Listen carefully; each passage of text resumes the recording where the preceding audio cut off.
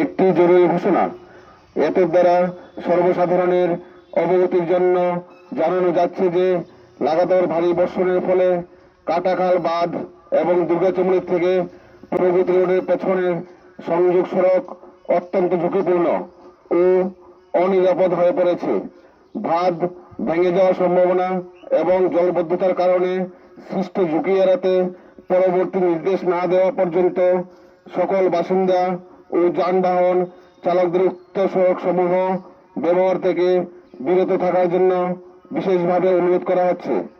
সকলকে বিকল্প পথ ব্যবহার করার পরামর্শ দেওয়া হয়েছে।